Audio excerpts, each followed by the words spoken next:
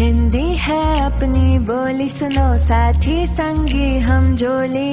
कानों में मिश्री घोले, जब भी कोई हिंदी बोले। है भाषा ये भारत की, भारत के।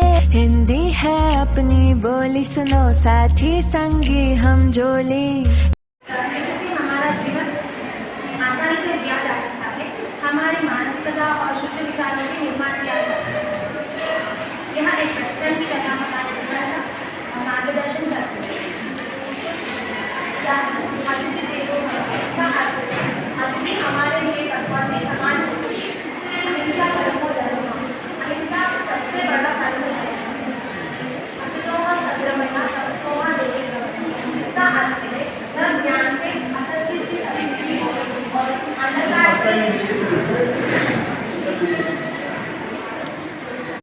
से प्रार्थना करते हैं, जैसे प्रार्थना पत्र, प्रधान अध्यापक, दरोगा, जिलाधीश आदि।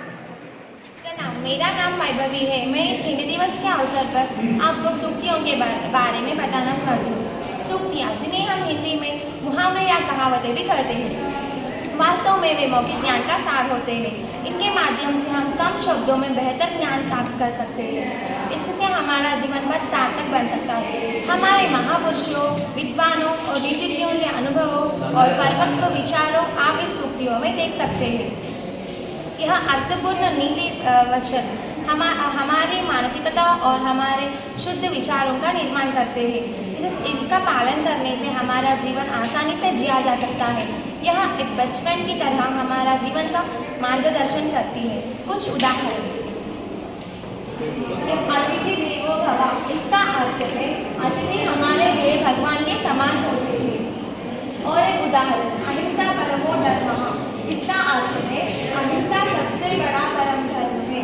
और एक उदाहरण, असतोमा सद्गमया तमसोमा ज्योतिर्गमयः, इसका अर्थ है वह ज्ञान से असत्य से सत्य की ओर और अंधकार से प्रकाश। प्रणाम, मेरा नाम साई प्रसन्ना है। मैं 9वीं कक्षा की छात्री हूँ।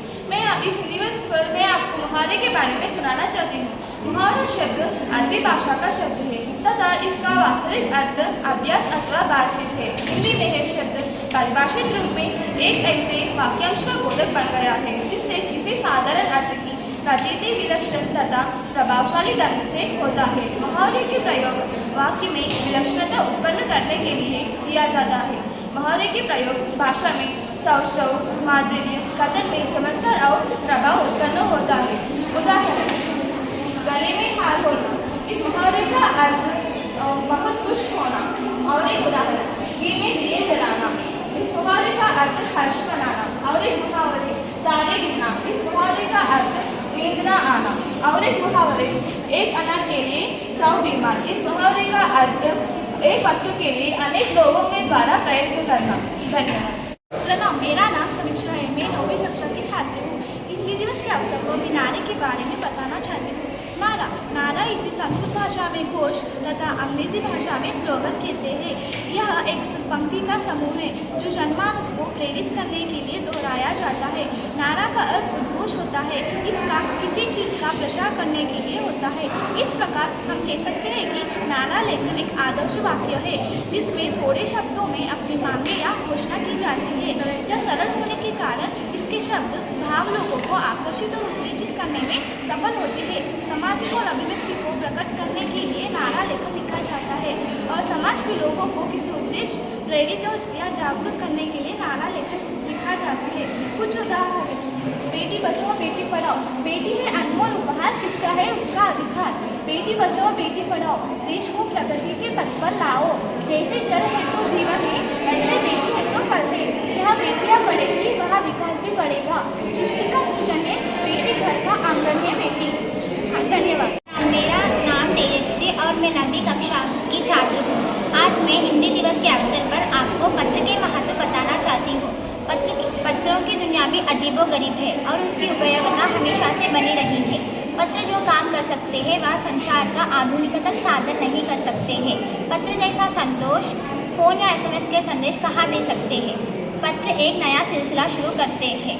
और पत्र 3 प्रकार के हैं, वैयक्तिक पत्र, व्यापारी पत्र, सरकारी पत्र। वैयक्तिक पत्र जिसमें मनुष्य अपने संबंधियों को पत्र प्रेषित करता है, जैसे माता, पिता, पुरुष, बहन आदि है। धन्यवाद।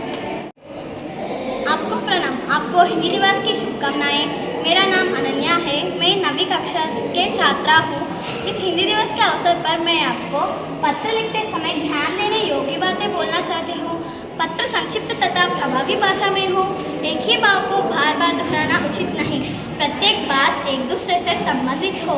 जिसे पत्र लिखा जाए उसकी उपस्थिति अपने सम्मुख मानकर ही पत्र लिखना चाहिए।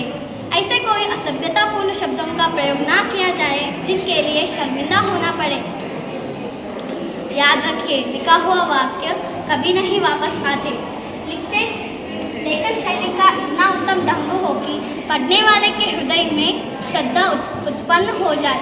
सुंदर अक्षरों की बनावट, सफाई आदि बातें पत्रों की सुंदरता में 4 चांद लगा देती हैं। और पत्र की शैली इतनी आकर्षित होगी जिसे उसे बार बार पढ़ने की इच्छा बनी रहे। मैं अब सरकारी पत्र के बारे में बोलना चाहती हूँ। सरकारी पत्र जिसमें मनुष्य किसी अधिकारी से प्रार्थना करता है, जैसे प्रार्थना पत्र, प्रधानाध्यापक, दरोगा, जिलाधीश आदि। धन्यवाद। मेरा प्रणाम। मेरा नाम समिया अर्श और मैं 9वीं कक्षा की छात्रा हूँ। आपको हिंदी दिवस की बहुत बहुत शुभकामनाएं। आज हिंदी दिवस के अवसर पर मैं व्यापार पत्र के बारे में बताना चाहती हूँ। व्यापारी पत्र वे है जिसमें मनुष्य व्यापारी को किसी वस्तु के मांगने आदि के लिए ऑर्डर प्रेषित करता है, जैसे पुस्तक विक्रेता, संपादक और किसी कंपनी आदि को। व्यावसायिक पत्र के लोगों को, ग्राहकों को, आपूर्तिकर्ताओं को, सार्वजनिक अधिकारियों को, लेनदार, देनदार और जनता के साथ साथ अपने विचारों को आदान प्रदान करना होता है। ये लेन देन शुरू करना, बाहर ले जाना और निष्कर्ष निकालने के लिए आवश्यक है। हिंदी व्यावसायिक पत्र वे होता है जो कोई व्यक्ति, कंपनी या संस्था अपने व्यवहार हेतु प्रयोग करते हैं।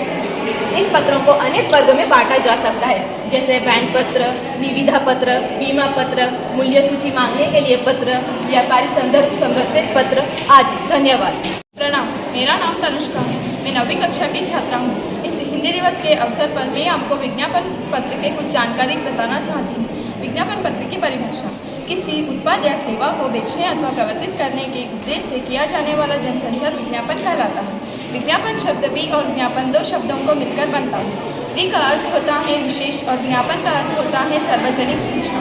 विज्ञापन का अर्थ होता है विशिष्ट सूचना से। विज्ञापन बनाने का मुख्य उद्देश्य लोगों तक किसी जानकारी या सूचना को पहुंचाना और बच्चों को भाषा में उन्नति देना और विज्ञापन कला का ज्ञान होना। विज्ञापन के 6 प्रकार हैं: राष्ट्रीय विज्ञापन, औद्योगिक विज्ञापन, जनकल्याण संबंधित विज्ञापन, स्थानीय विज्ञापन, सूचनाप्रद विज्ञापन, वर्गीकृत विज्ञापन। विज्ञापन के कुछ उदाहरण: रेडमी फ़ोन, नया वाटर पार्क। किसी नए वस्तुओं के बारे में जानकारी देना विज्ञापन पत्र के जरिए देते हैं। धन्यवाद। प्रणाम। मेरा नाम अंबिका है। मैं 9वीं कक्षा की छात्रा हूँ। मैं आज हिंदी दिवस के अवसर पर निबंध के बारे में बताना चाहती हूँ। किसी विषय पर गद्य में लिखना निबंध कहलाता है। निबंध में लिखित रूप से समय तथा स्थान की निश्चित सीमाओं के भीतर किसी वस्तु, स्थान, व्यक्ति या दृश्यों का वर्णन करना या किसी विषय का विवेचन करना होता है। निबंध लेखन की आवश्यकता: विद्यार्थियों की योग्यता और विचारशीलता की परख करने के लिए निबंध लिखवाया जाता है। ऐसा करने से अलग अलग विद्यार्थियों की लेखन क्षमता, ज्ञान क्षमता, भाषा पर अधिकार का आकलन सरलता से किया जा सकता है। निबंध लेखन की विधि: जिस विषय पर निबंध लिखना हो उसको 3 मुख्य भागों में बांटा जाता है। पहला प्रस्तावना, आरंभ, दूसरा विषय, तीसरा उपसंहार, अंत। अच्छे निबंध की विशेषता है: निबंध किसी एक विषय को लेकर लिखा जाना चाहिए। लेख सुंदर और स्पष्ट होना चाहिए। भाषा सरस होनी चाहिए। वाक्य संगठित और यथासंभव छोटे होने चाहिए। ऐसा शब्दों को प्रयोग नहीं किया जाना चाहिए जिनका अर्थ स्वयं को पता नहीं हो। भाषा भावों को प्रकट करने के लिए उचित विराम चिन्हों का प्रयोग करना चाहिए। धन्यवाद। मेरा नाम मिफ्ता फातिमा है। मैं 9वीं कक्षा की छात्रा हूँ। सबसे पहले आपको हिंदी दिवस की शुभकामनाएं। इस हिंदी दिवस के शुभ अवसर पर आपको मैं संवाद लेखन के बारे में कहना चाहती हूँ। संवाद लेखन यानी वार्तालाप, इसे अंग्रेजी में कॉन्वर्सेशन कहा जाता है। पहले हम जानते हैं संवाद लेखन किसे कहते हैं। संवाद लेखन एक कला है। संवाद लेखन के अंतर्गत किसी भी विशेष स्थिति या परिस्थिति में 2 या 2 से अधिक पात्रों के बीच होने वाले बातचीत नोक-झोंक या बहस को संवाद लिखने आता है। किसी भी कहानी नाटक की सफलता संवाद पर टिकी होती है। ये कहानी नाटक एकांकी तथा उपन्यास को प्रभावशाली, मनोरंजक, रोचक बनाते हैं। संवाद से ही हम कहानी के विकास कर सकते हैं, उनके पात्रों के चरित्र को उभार कर उनका विकास करते हैं, उनका जीवन करते हैं। कल्पनाशीलता निरंतर अभ्यास संवेदन की निपुणता संवाद की निपुणता को बढ़ाती है। संवाद से हम किसी भी परिस्थिति को स्पष्ट कर उन्हें साकार रूप दिया जा सकता है। संवाद लिखते समय हमें कुछ बातों का ध्यान रखना चाहिए, जैसे संवाद समय। आपको प्रणाम। आपको हिंदी दिवस की हार्दिक शुभकामनाएं। मैं सोहा सानिया 9वीं कक्षा की छात्रा हूँ। इस हिंदी दिवस के शुभ अवसर पर मैं आपको सूचना लेखन के बारे में बताना चाहती हूँ। मनुष्य एक जिज्ञासु प्राणी है। वह तरह तरह की जानकारियों से अवगत होना चाहता है। वह सूचनाओं का आदान प्रदान करता है। और इसी तरह सरकारी और गैर सरकारी संस्थाएं भी कुछ आवश्यक सूचनाएं लोगों तक पहुंचाना चाहती हैं। इन जनसाधारण की भलाई के लिए वे समय समय पर ऐसा करती रहती है। इन सूचनाओं को जनता तक लिखित रूप में पहुंचाना सूचना लेखन कहलाता है। इस सूचना लेखन के माध्यम से जनसाधारण से सीधे संवाद स्थापित किया जाता है। इसके माध्यम से कम खर्च और थोड़े परिश्रम से अधिक लोगों तक सूचना पहुंचाई जाती है। छात्रों को भी विद्यालय में सूचना पट पर लिखी मिलती है। सूचना लेखन का प्रारूप। सबसे पहले ऊपर केंद्र में सूचना लिखना चाहिए। आपका मेरा प्रणाम। मेरा नाम अक्षरा सिंधे, मैं 9वीं कक्षा की छात्रा हूँ। सबसे पहले आप सबको हिंदी दिवस की हार्दिक शुभकामनाएं। हिंदी दिवस के शुभ अवसर पर मैं पोस्टर के बारे में बताना चाहती हूँ। पोस्टर एक बड़ी शीट होती है जिसे या तो किसी सार्वजनिक स्थान पर किसी चीज़ को बढ़ावा देने के लिए या दीवार पर सजावट के रूप में रखा जाता है। आमतौर पर पोस्टर में पाठ्य और ग्राफिक दोनों तत्व शामिल होते हैं। पोस्टरों का उपयोग कई उद्देश्यों के लिए किया जा सकता है। पोस्टरों का उपयोग कलाकृति, विशेष रूप से किसी प्रसिद्ध कार्य के पुनरुत्पादन के लिए किया जाता है। विशेष रूप से घटनाओं, संगीतकारों, फिल्मों, प्रदर्शन कार्यों का एक लगातार उपकरण है। पोस्टर आकर्षक और जानकारीपूर्ण दोनों तरह से डिज़ाइन किया जाता है। एक पोस्टर पूरी तरह से पाठ्य या ग्राफिकल हो सकता है। पोस्टर के दो प्रकार होते हैं, लेकिन पोस्टर, मौखिक पोस्टर। इसके अलावा भी कई प्रकार होते हैं, जैसे स्वच्छ भारत पोस्टर, पोस्टर, वृक्षारोपण पोस्टर, हिंदी दिवस पोस्टर इत्यादि। प्रणाम। मेरा नाम मिथिला है, मैं 9वीं कक्षा की छात्रा हूँ। आज मैं हिंदी दिवस के अवसर पर दैनंदिनी के बारे में बताना चाहती हूँ। दैनंदिनी को डायरी लेखन भी कहा जाता है। व्यक्तिगत जीवन में घटित दिन प्रतिदिन की घटनाओं के विषय भी डायरी में लिखा जाता है। डायरी में व्यक्ति अपने प्रतिदिन की दिनचर्या को लिखता है। डायरी में व्यक्ति अपने मन में आया कोई विचार भी लिखा जाता है। इससे स्थानों, व्यक्तियों और घटनाओं के कारण आपके विचार भी लिखा जाता है। डायरी लिखते समय निम्नलिखित बिंदुओं का ध्यान में रखना चाहिए। डायरी में दिनांक तथा वर्ष का उल्लेख होना चाहिए। डायरी में लिखा भाषा सरल व स्पष्ट होना चाहिए। डायरी में जो भी विवरण लिखा जाए वह संक्षिप्त होना चाहिए। किसी भी प्रकार की नवीन जानकारी या सूचनाएं डायरी में लिखना चाहिए। किसी भी महत्वपूर्ण व्यक्ति के साथ हुई बातचीत के साथ अनेक निर्देश का प्रयास भी लिखना चाहिए। प्रणाम। मेरा नाम अमतुल्ला तस्लीम है, मैं 8वीं कक्षा की छात्र हूँ। आज इस दिन पर मेरा विषय है शब्द भेद। शब्द भेद का अर्थ होता है कि दो या दो से अधिक शब्दों में व्याकरण, वर्तनी, लक्षण या अर्थ में अंतर होता है। अर्थात जब दो या दो से अधिक शब्दों का उपयोग एक समान या भिन्न अर्थ या लक्षण दर्शाता है तो उनमें शब्द भेद होते हैं। इस तरह शब्द भेद व्याकरण, लेखन और भाषा के अन्य क्षेत्रों में महत्वपूर्ण होते हैं। उत्पत्ति के आधार पर शब्द के 4 भेद होते हैं: तत्सम, तद्भव, देशज, विदेशी। प्रयोग के आधार पर 8 भेद होते हैं: संज्ञा, सर्वनाम, क्रिया विशेषण, क्रिया विशेषण, संबंध बोधक, सदस्य बोधक तथा विस्मयादि बोधक। धन्यवाद। प्रणाम। मेरा नाम अनन्या। मेरा नाम अभिज्ञा। हम दोनों 8वीं कक्षा की छात्रा हैं। आपको हिंदी दिवस की हार्दिक शुभकामनाएं। विशेषण: संज्ञा और संज्ञा के 5 भेद। संज्ञा: किसी व्यक्ति, वस्तु, स्थान और भाव के बारे में बताने वाले शब्दों को संज्ञा कहते हैं। उदाहरण: रमेश, सीता, राजू, हैदराबाद निजामाबाद हाथी। मैं हैदराबाद जा रही हूँ। इस वाक्य में संज्ञा हैदराबाद है। संज्ञा के 5 भेद है। व्यक्तिवाचक संज्ञा, जातिवाचक संज्ञा, भाववाचक संज्ञा, समूहवाचक संज्ञा, द्रव्यवाचक संज्ञा। व्यक्तिवाचक संज्ञा जिस संज्ञा में किसी एक व्यक्ति, वस्तु या स्थान का बोध हो उसे व्यक्तिवाचक संज्ञा कहते हैं। उदाहरण के लिए भारत, यमुना, राधा आदि। जातिवाचक संज्ञा जिस संज्ञा में किसी एक जाति के सब प्राणियों या पदार्थों का बोध हो उसे जातिवाचक संज्ञा कहते हैं। उदाहरण के लिए नदी, गाय, पहाड़, बालक आदि। भाववाचक संज्ञा जिस संज्ञा में किसी प्राणी या पदार्थों का भाव, गुण, स्वभाव हो उसे भाववाचक संज्ञा कहते हैं। उदाहरण के लिए भलाई, सुंदरता, मित्रता आदि। समूहवाचक संज्ञा जिस संज्ञा में किसी एक प्राणी या पदार्थों का समूह का बोध हो उसे समूहवाचक संज्ञा कहते हैं। उदाहरण के लिए कक्षा, सेना आदि। द्रव्यवाचक संज्ञा जिस संज्ञा में किसी द्रव्य या राशि का बोध हो उसे द्रव्यवाचक संज्ञा कहते हैं। उदाहरण के लिए चांदी, लोहा, पीतल आदि। धन्यवाद। प्रणाम, मेरा नाम बुशरा फातिमा है। मेरा नाम सहस्रा है। हम 8वीं कक्षा की छात्रा हैं। आज हम सर्वनाम के बारे में बोलने जा रहे हैं। सर्वनाम संज्ञा के बदले में आने वाले शब्दों को सर्वनाम कहते हैं, जैसे मैं, यहाँ, वहाँ, तुम आदि। यहाँ सुंदर फूल है। इस वाक्य में यहाँ सर्वनाम कहते हैं। सर्वनाम के 6 भेद हैं।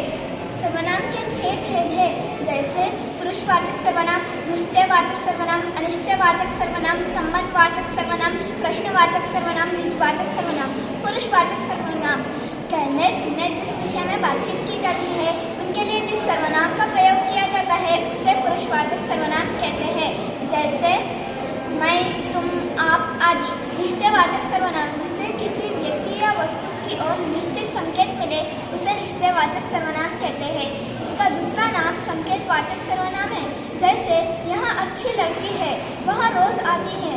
यहाँ पास की वस्तु का सूचक है और वहाँ दूर की वस्तु का सूचक है।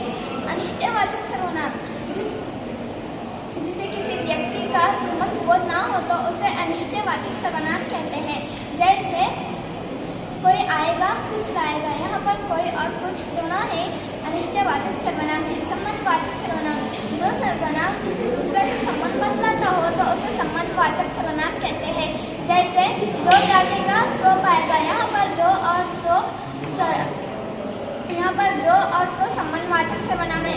प्रश्नवाचक सर्वनाम जिस सर्वनाम से प्रश्न पूछा जाता है उसे प्रश्नवाचक सर्वनाम कहते हैं, जैसे वहाँ कौन खड़ा है, वहाँ क्या लाया है। इन दोनों वाक्यों में वहाँ और क्या, इन दोनों वाक्यों में कौन। प्रणाम, मेरा नाम बुशरा बुतुल है। मैं 8वीं कक्षा की छात्री हूँ। मैं आपको हिंदी दिवस की ढेर सारी शुभकामनाएं देती हूँ। आज मैं हिंदी दिवस के इस शुभ अवसर पर आपको शब्द भेद से विशेषण के बारे में बताने जा रही हूँ। विशेषण जो शब्द संज्ञा और सर्वनाम की विशेषता बतलाते हैं उन्हें विशेषण कहते हैं। विशेषण के 4 भेद हैं, गुणवाचक विशेषण, संख्यावाचक विशेषण, परिमाणवाचक विशेषण और संकेतवाचक विशेषण। गुणवाचक विशेषण जो शब्द संज्ञा और सर्वनाम के गुण प्रकट करते हैं उन्हें गुणवाचक विशेषण कहते हैं, जैसे राधा पीले केले खरीदती है, वह सुंदर फूल है। इसमें पीले और सुंदर गुणवाचक विशेषण है। संख्यावाचक विशेषण जो शब्द संज्ञा की संख्या या गिनती बतलाते हैं उन्हें संख्यावाचक विशेषण कहते हैं, जैसे कक्षा में 40 छात्र हैं, वह 3 लड़के खड़े हैं। 40 और 3 संख्यावाचक विशेषण है। परिमाणवाचक विशेषण जो शब्द संज्ञा और सर्वनाम का परिणाम बतलाते हैं उन्हें परिणामवाचक विशेषण कहते हैं, जैसे राम के पास 3 बीघा जमीन है, तरुण ने 1 मन जवाब दान दिया था, इसमें 1 मन और 3 बीघा। यहाँ परिमाणवाचक विशेषण है। संकेतवाचक विशेषण जो शब्द संज्ञा और सर्वनाम के संकेत बतलाते हैं उन्हें संकेतवाचक विशेषण कहते हैं, जैसे वह टोपी, यह घर, वे लड़का, ये लड़की। इनमें यहाँ, वहाँ, ये, वे आदि शब्दों का प्रयोग होता है। धन्यवाद। प्रणाम, मेरा नाम है श्रीमयी। हम 8वीं कक्षा की छात्रा हूँ। मेरा नाम है सपना। मैं भी 8वीं कक्षा की छात्रा हूँ। हमारा विषय है क्रिया। जिस शब्द के द्वारा किसी कार्य के करने या होने का बोध होता है उसे क्रिया कहा जाता है, जैसे आना, जाना, पढ़ना, लिखना आदि। उदाहरण, राम खाना खा रहा है। खा रहा है इसमें एक खा रहा है एक क्रिया है। रानी सो रही है ये भी एक क्रिया है। क्रिया का 2 भेद है, सकर्मक क्रिया, अकर्मक क्रिया। सकर्मक क्रिया जो क्रियाओं के व्यापार का फल कर्ता से निकलकर कर्म पर पड़ता है उसे सकर्मक क्रिया कहते हैं, जैसे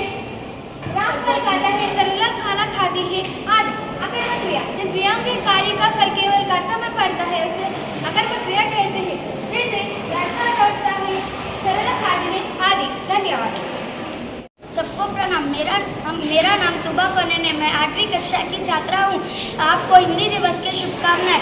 आपको इस हिंदी दिवस के शुभ अवसर पर मैं आपको शब्दभेद में से क्रिया विशेषण के बारे में कहना चाहती हूँ।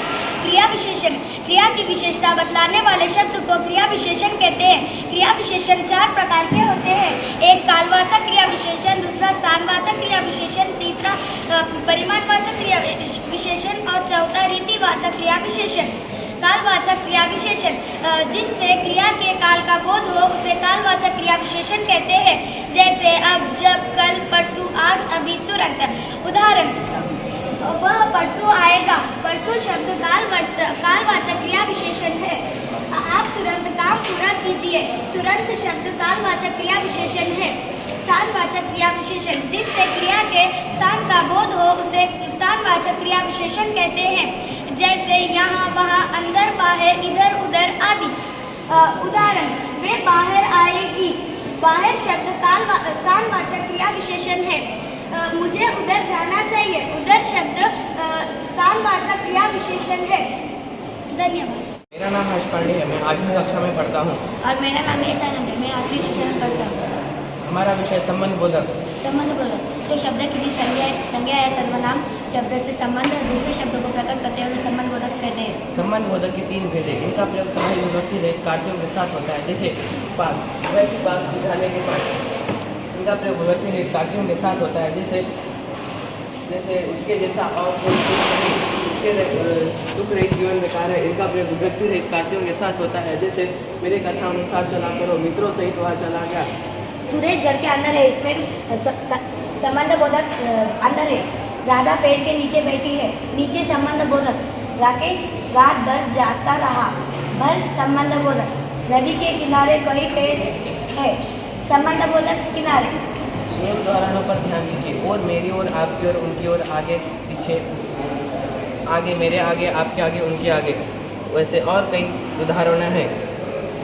जैसे आगे, पीछे, ऊपर, नीचे, आमने सामने, पास, अंदर, बाहर, साथ, एक्सेट्रा। प्रणाम। मेरा नाम शहीदा कोनेन है। मैं 8वीं कक्षा की छात्रा हूँ। आपको हिंदी दिवस की शुभकामनाएं। आज का मेरा विषय है समुच्चय बोधक। 2 शब्दों, 2 या 2 से अधिक शब्दों और वाक्यों को जोड़ने वाले अव्ययों को समुच्चय बोधक कहते हैं।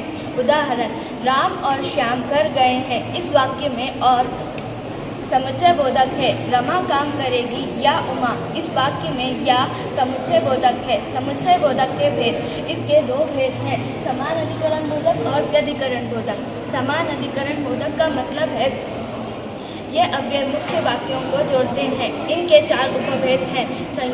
पहला है संयोजक, दूसरा है विभाजक, तीसरा है विरोध दर्शक और चौथा है परिणाम दर्शक। संयोजक इसके मुख्य शब्द हैं और, तथा, की, तथापि आदि।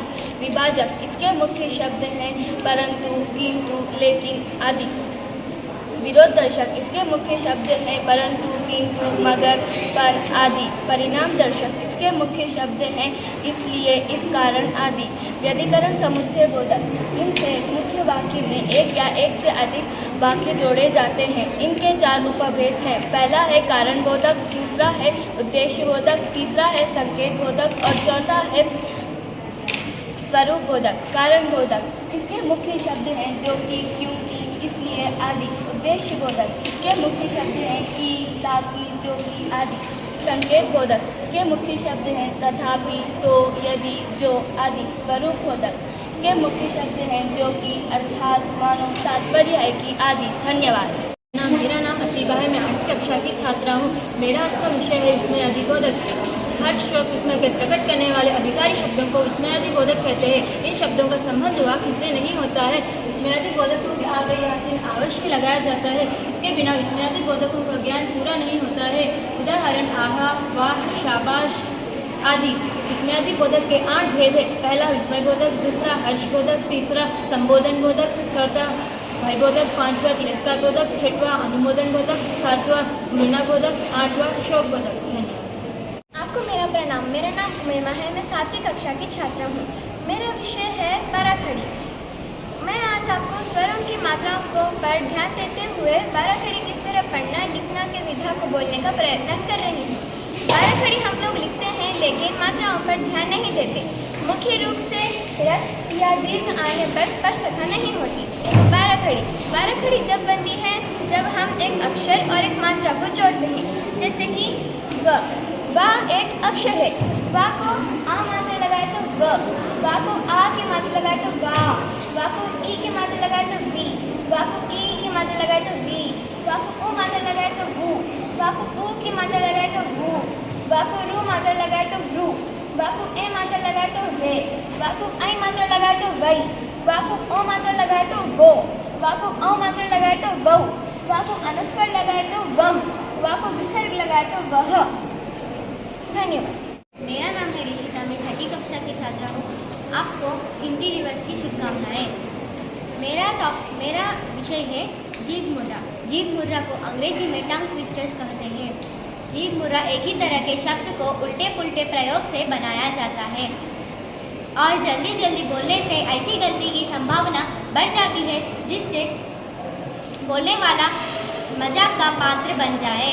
भाषा को मनोरंजन बनाने के लिए जीभ मुर्रा को उपयोग किया जाता है, जैसे कि कच्चा पापड़ पक्का पापड़, कच्चा पापड़ पक्का पापड़, बुड्ढे के बाल बुड्ढे के गाल, बुड्ढे के बाल बुड्ढे के गाल, चटाई पे चटनी चटाई, चटाई पे चटनी चटाई, कच्चा आम पक्का आम, कच्चा आम पक्का आम, double bubble gum, double double gum, double bubble gum, bubble double gum. Kharak Singh से खड़कने से खड़कती है खिड़कियाँ, खिड़कियों के खड़कने से खड़कता है खड़क सिंह, खड़क सिंह से खड़कने से खड़कती है खिड़कियाँ, खिड़कियों के खड़कने से खड़कता है खड़क सिंह। धन्यवाद। नमस्कार, आपको हिंदी दिवस की हार्दिक शुभकामनाएं है। मेरा नाम वी विष्णु सहस्रा है। मैं 7वीं कक्षा का छात्रा हूँ। मेरा विषय है अंताक्षरी खेल। अंताक्षरी खेल अंतिम अक्षर से शुरू होने वाले अक्षर लेकर और एक सार्थक शब्द से बोलना और लिखने के खेल है। यह प्राचीन काल से खेला जा रहा है। एक प्रकार की अंत प्लस अक्षर की ही हम अंताक्षरी कहते हैं। स्मरण शक्ति का खेल है। इसके कवितांश गानों को भी ले सकते हैं। लाभ बुद्धि तेज होते हैं, स्मरण शक्ति बढ़ती है, बच्चों को मनोरंजन मिलते हैं। उदाहरण खेल, ला से लड़की, की से केला, ला से लूंगी, डी से डमरू, रा से रानी, ना से नल, ला से लाश, शा से शेर, रा से राम आदि। धन्यवाद। शुभोदय। आपको हिंदी दिवस की हार्दिक शुभकामनाएं हैं। मेरा नाम है श्रीता, मैं 7वीं कक्षा की छात्रा हूँ। मेरा विषय है सांप और सीढ़ी। यह एक प्राचीन खेल है जिसमें खिलाड़ी पासे को फेंकने के अनुसार वर्गों की एक श्रृंखला के साथ काउंटर को घुमाते हैं। इस खेल में खिलाड़ी नीचे से शुरुआत करते हुए ऊपर तक पहुंचना होता है। खिलाड़ियों को रास्ते में मुसीबतों से बचना होता है और अगर जो खिलाड़ी सबसे पहले पहुंच जाया वही जीत जाता है। इसे 2 से अधिक खिलाड़ियाँ भी खेल सकते हैं। एक 5-7 खिलाड़ियों का भविष्य तय करता है। कुछ इतिहासों के अनुसार इसका आविष्कार 13वीं शताब्दी में संत ज्ञानदेव ने किया था। उद्देश्य बच्चों को नैतिक शिक्षा के रूप में इस खेल खेला जाता है। धन्यवाद। प्रणाम। मेरा नाम श्रद्धा पाटिल है। मैं 7वीं कक्षा की छात्रा हूँ। मेरा विषय है कि भागी का खेल। भागी का खेल अंग्रेजी में लकी ड्रॉ कहते हैं। इसके अंतर्गत किसी एक लड़का या लड़की को चिट्ठी निकालना पड़ता है। अगर 2 चिट्ठी निकालने पर 2 वर्णों के, 3 चिट्ठी निकालने पर 3 वर्णों के शब्दों को बना के दिखाना पड़ता है। ऐसा इस खेल में सभी प्रकार के व्याकरण अंशों को ले सकते हैं। इस खेल से मनोरंजन होता है, साथ ही साथ शब्द भंडार, भाषा की बात का विकास होता है। धन्यवाद। ला से 5 शब्द बोलिए। लड़की, लोमड़ी, लड़का, लाल और मेरा नाम अनम फातिमा, मैं 7वीं कक्षा की छात्रा हूँ। मेरा विषय कौन बनेगा राजा है। कौन बनेगा राजा यह एक प्राचीन खेल है। हम इस खेल के अंतर्गत लिंग, वचन, शब्दार्थ, विलोम शब्द आदि को हर इसमें उपयोग करते हैं। जो खेलने वाला पहला पासा डालता है इसके अनुसार जो नंबर आएगा उसका उत्तर देना पड़ता है। अगर नहीं दिए तो उसे पीछे जाना पड़ता है, मतलब वो हार जाएगा। ऐसे जीते जीते आगे कौन 100 तक पहुंचता है वह राजा बनेगा। इस खेल को 1 से अधिक बच्चे भी खेल सकते हैं। इसमें मनोरंजन होता है, बुद्धि का विकास होता है, व्याकरणांश की वृद्धि होती है। धन्यवाद। आप सभी को मेरा प्रणाम। मेरा नाम तुबातानी है। आपको हिंदी दिवस की हार्दिक शुभकामनाएं। मेरा विषय है अव्यवस्थित शब्द। अव्यवस्थित शब्द मतलब जो ठीक क्रम से ना हो। परिभाषा: क्रमहीन, अनियमित, अस्त व्यस्त, अटपटा, उल्टा पुल्टा और अनाप शनाप। इसे अव्यवस्थित शब्द कहते हैं। इसे अंग्रेजी में जम्बल वर्ड्स कहते हैं। अव्यवस्थित शब्दों को या वाक्यों को सीधे लिखने पर शब्द या वाक्य परिचित हो जाते हैं। उदाहरण: कृष्ण सर मोहन हमारे प्राचार्य है जी। उत्तर: कृष्ण मोहन सर हमारे प्राचार्य जी है। धन्यवाद। सबको मेरा प्रणाम। मेरा नाम आयशा है, 7वीं कक्षा के छात्र हूँ। सब मेरी तरफ से आप सबको हिंदी दिवस की हार्दिक शुभकामनाएं। आज मेरा विषय है वर्ग पहली। वर्ग पहली इसे अंग्रेजी में क्रॉस वर्ड कहते हैं। किसी भाषा के शब्द और अर्थ के ज्ञान की पहली होती है जो प्रायः सफ़ेद और काले रंग वाले वर्गाकार या खानों के रूप में होती है। इसे वर्ग पहली कहते हैं।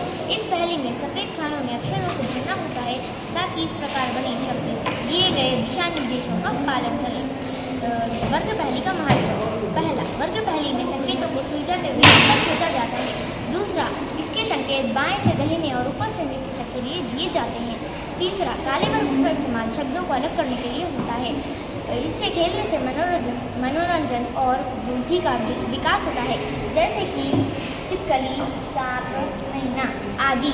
धन्यवाद। हिंदी भाषा राष्ट्र की भाषा, प्रजातंत्र के शास्त्र की भाषा। हिंदी भाषा राष्ट्र की भाषा, प्रजातंत्र के शास्त्र की भाषा।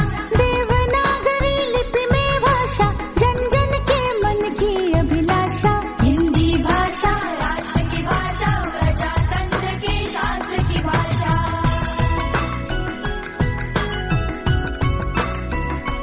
हिंदी भाषा राष्ट्र की भाषा, प्रजातंत्र के शास्त्र की भाषा। हिंदी भाषा राष्ट्र की भाषा, प्रजातंत्र के शास्त्र की भाषा। देवनागरी लिपि में भाषा, जन जन के मन की अभिलाषा। हिंदी भाषा राष्ट्र की भाषा, प्रजातंत्र के शास्त्र की भाषा।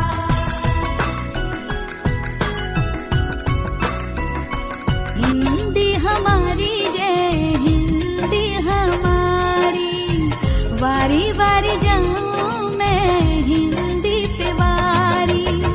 हिंदी हमारी सबकी है महतारी, हिंदी हमारी जय हिंदी। हिंदी है अपनी बोली, सुनो साथी संगी हम जोली। कानों में मिश्री घोले जब भी कोई हिंदी बोले।